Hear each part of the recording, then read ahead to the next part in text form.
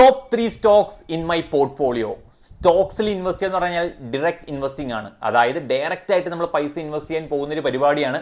Suppose ആ stock ഇടിഞ്ഞു പൊളിഞ്ഞു പോയെന്നാണെങ്കിൽ നമുക്ക് അവിടെ ഒരു തരത്തിലുള്ള റിട്ടേൺസ് കിട്ടാൻ പോകുന്നില്ല. സോ എപ്പോഴും സ്റ്റോക്സിൽ ഇൻവെസ്റ്റ് ചെയ്യുമ്പോൾ കുറച്ച് കാര്യങ്ങൾ നോക്കിക്കൊണ്ട് എല്ലാ തരത്തിലും അനലൈസേഷൻ നടത്തിയതിനു ശേഷം മാത്രമാണ് ഇൻവെസ്റ്റ് ചെയ്യേണ്ടത്. സോ അതെല്ലാം ചെയ്തുകൊണ്ട് എൻ്റെ ഫ്രെയിം വർക്കിൽ എനിക്ക് ലോങ് ടേമിലേക്ക് എക്സ്പെക്ടേഷൻ ഉള്ള 3 സ്റ്റോക്സ് ഒക്കെ നമ്മൾ ഈ വീഡിയോയിൽ ഫുള്ളായിട്ട് കവർ ചെയ്യാൻ പോകുന്നുണ്ടാവുക. ഇതുപോലെ ഇൻഫോർമേറ്റീവ് വീഡിയോസ് വേണ്ടി ഇപ്പം തന്നെ നമ്മുടെ പേജ് സബ്സ്ക്രൈബ് ചെയ്ത് വയ്ക്കുക. Hi, myself Nithin Nair. Welcome to our YouTube channel finance by Nithin. ആദ്യത്തെ സ്റ്റോക്ക് എന്ന് പറയുന്നത് HDFC ബാങ്ക് ആണ്. ഇത് ഓൾമോസ്റ്റ് ഒരു 1900 റേഞ്ചിലാണ് ട്രേഡ് ചെയ്തുകൊണ്ടിരിക്കുന്നത്. ഇതിന്റെ PE റേഷ്യോ എന്ന് പറയുന്നത് 21 ആണ്. PE, price to earning ratio. ഇതിന്റെ കണക്ക് പറയുന്നത് സപ്പോസ് ഒരു സ്റ്റോക്കിന്റെ PE റേഷ്യോ 25 താഴെയൊക്കെ ആണെന്നാണെങ്കിൽ അത്യാവശ്യം ഗുഡ് ടൈം ടു ബൈ എന്നാണ് പറയുക. പൊതുവെ ഹിസ്റ്റോറിക്കൽ നോക്കുകയാണെങ്കിൽ തന്നെ നിഫ്റ്റി 50 എന്നതിന്റെ PE റേഷ്യോ നിയർലി 20-21 ആ റേഞ്ചാണ്. സോ ഇവിടെ നോക്കുകയാണെങ്കിൽ HDFC ബാങ്കും ഓൾമോസ്റ്റ് 21 ആണ്, വിച്ച് മീൻസ് 25 താഴെ അല്ലെങ്കിൽ 20 താഴേക്ക് ആണെന്നാണെങ്കിൽ ആ സ്റ്റോക്ക് വളരെയധികം അണ്ടർ വാല്യൂഡ് ആണ്. ലോങ് റണ്ണിൽ ബെറ്റർ റിട്ടേൺസ് കിട്ടാനുള്ള ചാൻസസ് വളരെയധികം കൂടുതൽ എന്നാണ് ആസ് പെർ PE റേഷ്യോയുടെ കണക്ക് പ്രകാരം പറയുന്നത്. അതേപോലെ തന്നെ ഇന്ത്യയിൽ തന്നെ ലാർജസ്റ്റ് ആയിട്ടുള്ള ഒരു പ്രൈവറ്റ് സെക്ടർ ബാങ്കാണ് HDFC ബാങ്ക് എന്ന് പറയുന്നത്. മാർക്കറ്റ് ക്യാപിറ്റലൈസേഷൻ വൈസ് ആണെങ്കിലും എന്ത് നോക്കുകയാണെങ്കിലും വളരെയധികം ലീഡിങ്ങിൽ നിൽക്കുന്ന ഒരു ഫൈനാൻഷ്യൽ കമ്പനിയാണ് HDFC ബാങ്ക് എന്ന് പറയുന്നത്. അതേപോലെ തന്നെ അവർ ഹൈലി ഡിജിറ്റലൈസ്ഡ് ആണ്. ഓപ്പറേഷൻസും കാര്യങ്ങളും സർവീസും ലോൺ റിക്കവറി എല്ലാം വളരെയധികം ബെറ്റർ ആണ്. And most importantly post merger with HDFC limited, HDFC limited എന്നതായിട്ട് അവർ മെർജ് ആയതിനു ശേഷം ക്രോസ് സെല്ലിംഗ് ഓഫ് ലോൺസ് ആവട്ടെ, ഹൗസിംഗ് ഫിനാൻഷ്യൽ ലീഡർഷിപ്പ് ആവട്ടെ, എന്ത് വേണമെങ്കിലും ആവട്ടെ, എല്ലാം ഒരു സിംഗിൾ മെർജിൽ വന്നതിന് ശേഷം അവർക്ക് ഉണ്ടാവുന്ന റിട്ടേൺസും റവന്യൂ എല്ലാം വളരെയധികം കൂടുതലാണ്. സോ അത്യാവശ്യം കുറച്ച് ലോങ് റണ്ണിലേക്ക് കുറച്ച് സേഫ് ആയിട്ടുള്ള ബെറ്റർ റിട്ടേൺസ് നോക്കുന്ന ഒരു സ്റ്റോക്ക് നോക്കുന്നുണ്ടെന്നാണെങ്കിൽ ഫൈനാൻഷ്യൽ ബാക്ക്ഗ്രൗണ്ട് നോക്കുന്ന ഇന്ത്യൻ സെക്ടറിൽ ഏറ്റവും കൂടുതൽ സേഫ് എന്ന് ഞാൻ വിശ്വസിക്കുന്നത് as of now HDFC bank ആണ്. രണ്ടാമത്തെ എന്ന് പറയുന്നത് LNT ആണ്, അതായത് ലാർസൻ ആൻഡ് ടൂബ്രോ ആണ്.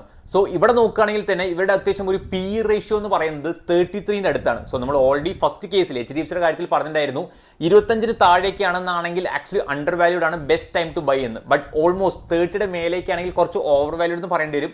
സോ ആ കണക്ക് പ്രകാരം നോക്കുകയാണെങ്കിൽ LNTയുടെ PE റേഷ്യോ 33, കുറച്ച് സ്ലൈറ്റ്ലി ഹയർ ആണ്. ബട്ട് ദ പോയിന്റ് ഈസ് ഇവരുടെ ഇൻഡസ്ട്രിയൽ ആവറേജ് നോക്കുകയാണെങ്കിൽ ഓൾമോസ്റ്റ് 37-38 ആണ്. So may be under valued അല്ല, ഓവർ വാല്യൂഡ് എന്ന് പറഞ്ഞാൽ പോലും ഇവിടെ ഇൻഡസ്ട്രിയൽ ആവറേജ് നോക്കുമ്പോൾ ഇത് അത്യാവശ്യം കുറച്ചും കൂടി താഴോട്ടാണ്. വിച്ച് മീൻസ് ഈ ഒരു ഇൻഡസ്ട്രിയിൽ നിന്ന് നിങ്ങളൊരു സ്റ്റോക്ക് നോക്കുന്നുണ്ട് എന്നാണെങ്കിൽ തീർച്ചയായിട്ടും LNT അത്യാവശ്യം പ്രിഫർ ചെയ്യാൻ പറ്റുന്ന ഒരു സ്റ്റോക്ക് തന്നെയാണ്.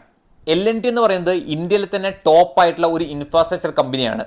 മേജർ ഡിഫൻസ് കോൺട്രാക്ട്സ് ആവട്ടെ, സ്പേസ് ആവട്ടെ, ന്യൂക്ലിയർ പ്രൊജക്ട്സ് ഇതെല്ലാം LNTക്ക് ഈസി ആയിട്ട് കിട്ടാറുണ്ട്. ആൻഡ് മോസ്റ്റ് ഇമ്പോർട്ടൻ്റ്ലി അവർ ആക്ച്വലി ഇന്ത്യയിൽ മാത്രമല്ല പ്രസൻസ് അറിയിക്കുന്നത്, ഗ്ലോബൽ ആയിട്ട് പോലും മിഡിൽ ഈസ്റ്റ് ആയാലും ആഫ്രിക്കയിൽ പോലും അവരുടെ presence അറിയിക്കാറുണ്ട്.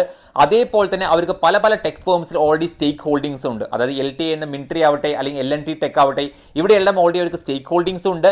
And direct beneficiaries of India's infrastructure path, അതിപ്പോൾ റെയിൽവേ ആണെങ്കിലും മെട്രോ ആണെങ്കിലും വാട്ട് എവർ ഇറ്റ് ബി, ഇങ്ങനത്തെ ഏത് തരത്തിലുള്ള പ്രൊജക്ട്സ് കിട്ടുകയാണെങ്കിലും വളരെയധികം കൂടുതൽ ആ കോൺട്രാക്ട് പോവാറുള്ളത് നമ്മൾ മേ ബി ന്യൂസിൽ കാണുന്നതും LNTക്കാണ്. കാരണം അവർക്ക് അത്രത്തോളം ഹോൾഡിംഗ്സും ഉണ്ട്.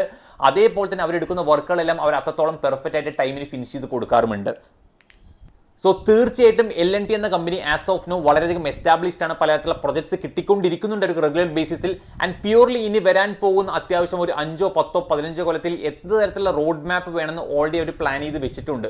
സോ അത്യാവശ്യം ഫ്യൂച്ചറിലേക്കാണ് നോക്കുന്നത്. വളരെയധികം വളരാൻ ഇന്ത്യ എന്ന രാജ്യം വളരാൻ പോകുന്നു. ഇൻഫ്രാസ്ട്രക്ചർ ആവട്ടെ, റെയിൽവേ ആവട്ടെ, ഇവിടെയെല്ലാം ഇന്ത്യ എന്ന രാജ്യം വളരാൻ പോകുന്നുണ്ടെന്നാണെങ്കിൽ LNT എന്ന കമ്പനിക്ക് വരാൻ പോകുന്ന കോൺട്രിബ്യൂഷനും വളരെയധികം വലുതാണ്. സോ തീർച്ചയായിട്ടും ലോങ് ടേമിലേക്ക് നോക്കുന്നുണ്ടെങ്കിൽ LNT നിങ്ങൾക്ക് കൺസിഡർ ചെയ്യാൻ പറ്റുന്ന ഒരു സ്റ്റോക്ക് തന്നെയാണ്. സോ മൂന്നാമത്തെയും അവസാനത്തെയുമായിട്ട് സ്റ്റോക്ക് എന്ന് പറയുന്നത് ടാറ്റ പവർ ആണ്. ഇതിന്റെ PE റേഷ്യോ എന്ന് പറയുന്നത് അത്യാവശ്യം 31-32 ആ ഒരു റേഞ്ചിലാണ്. ഇവിടെ ഇൻഡസ്ട്രിയൽ ആവറേജ് നോക്കുകയാണെങ്കിൽ വെറും 22-ഉം 23 മാത്രമേ ഉള്ളൂ. സോ ക്ലിയർലി ഒരു ഡൗട്ടിൽ നമുക്ക് ഉറപ്പിച്ച് പറയാൻ പറ്റും വളരെ അധികം ഓവർ വാല്യൂവിൽ നിൽക്കുന്ന ഒരു സ്റ്റോക്ക് തന്നെയാണ് ടാറ്റ പവർ. ബട്ട് സ്റ്റിൽ എന്തുകൊണ്ട് ഞാൻ ഈ സ്റ്റോക്ക് എടുത്തു നോക്കുകയാണെങ്കിൽ വളരെയധികം ഫ്യൂച്ചറിലേക്ക് പൊട്ടൻഷ്യലി ഗ്രോത്ത് വരാൻ ഇനിയും ചാൻസസ് ഉണ്ട് എന്ന് തോന്നിയത് കൊണ്ട് മാത്രമാണ്. ഇവരുടെ മെയിൻ ഹൈലൈറ്റ്സ് എന്ന് പറയുന്നത് അഗ്രസീവ് എക്സ്പാൻഷൻ ഇൻ റിന്യൂവബിൾസ്, അതായത് സോളാർ ആവട്ടെ, വിൻഡ് എനർജി ആവട്ടെ, വളരെയധികം ഫാസ്റ്റും അഗ്രസീവ് ആയിട്ടുള്ള എക്സ്പാൻഷൻ നടക്കുന്നത് കൊണ്ട് തന്നെ ടാറ്റ പവർ എന്ന കമ്പനിക്ക് ഉണ്ടാവാൻ പോകുന്ന ഗ്രോത്തും വളരെയധികം കൂടുതലായിരിക്കും. ആൻഡ് എസ്പെഷ്യലി ഇന്ത്യൻ ഗവൺമെന്റ് പറഞ്ഞിട്ടുണ്ടായിരുന്നു 2030 ആകുമ്പോഴേക്കും 70% ക്ലീൻ എനർജിയാണ് ഇവർ ടാർഗറ്റ് ചെയ്യാൻ നോക്കുന്നത്. സോ ആ ഒരു ലെവലിലേക്ക് പോവുകയാണെന്നാണെങ്കിൽ ടാറ്റ പവർ എന്ന കമ്പനിക്ക് ഉണ്ടാവാൻ പോകുന്ന കോൺട്രിബ്യൂഷൻസും റിട്ടേൺസും വളരെയധികം കൂടുതലായിരിക്കും. ആൻഡ് മോസ്റ്റ് ഇമ്പോർട്ടൻ്റ് നമ്മൾ ഒന്നുകൂടി മനസ്സിലാക്കേണ്ടത് ടാറ്റ മോട്ടോഴ്സ് എന്ന് പറയുന്ന കമ്പനി ആക്ച്വലി ലീഡിംഗ് ആണ് in India's electric vehicle charging infra. And അതേപോലെ തന്നെ ഇന്ത്യയിൽ തന്നെ ലാർജസ്റ്റ് ആയിട്ടുള്ള ഇന്റഗ്രേറ്റഡ് പവർ കമ്പനിയും കൂടിയാണ് ടാറ്റ പവർ. സോ തീർച്ചയായിട്ടും എല്ലാ തരത്തിലും ഈ ഒരു സെക്ടർ ഒരു എനർജി സെക്ടർ എന്ന രീതിയിൽ അല്ലെങ്കിൽ റിന്യൂവബിൾ എനർജി എന്ന സംഭവത്തിലേക്ക് ഇന്ത്യ എന്ന രാജ്യം മുന്നോട്ട് പോകാൻ പോകുന്നുണ്ടെന്നാണെങ്കിൽ തീർച്ചയായിട്ടും ടാറ്റ പവർ എന്നുള്ള വരുന്നൊരു കമ്പനിയുടെ കോൺട്രിബ്യൂഷൻ അത്രത്തോളം വലുതുമായിരിക്കും. സോ എൻ്റെ പോർട്ട്ഫോളിയോ ഞാൻ ഹോൾഡ് ചെയ്യുന്ന അത്യാവശ്യം ഒരു കളക്ഷൻ ഓഫ് സ്റ്റോക്സിൽ അത്യാവശ്യം എനിക്ക് ഫേവറേറ്റ് ആയി തോന്നുന്ന ലോങ് റണ്ണിൽ മേ ബി നല്ലൊരു റിട്ടേൺസ് തരാൻ ചാൻസ് ഉണ്ട് എന്ന് തോന്നിയ 3 സ്റ്റോക്സും വിത്ത് റീസൺ മാത്രം ഞാൻ ഇവിടെ ക്ലിയർ ആയി പറഞ്ഞത്.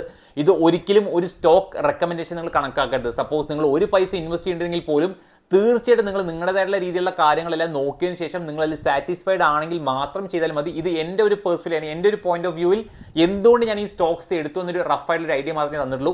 ഇതുപോലുള്ള ഇൻഫോർമേറ്റീവ് വീഡിയോസ് വേണ്ടി നമ്മുടെ പേജ് ഇപ്പം തന്നെ സബ്സ്ക്രൈബ് ചെയ്തിരിക്കുക. നിങ്ങൾക്ക് ഇഷ്ടപ്പെട്ടെന്നാണെങ്കിൽ ലൈക്ക് ചെയ്യുക, ഫ്രണ്ട്സായിട്ട് ഷെയർ ചെയ്ത് കൊടുക്കുക.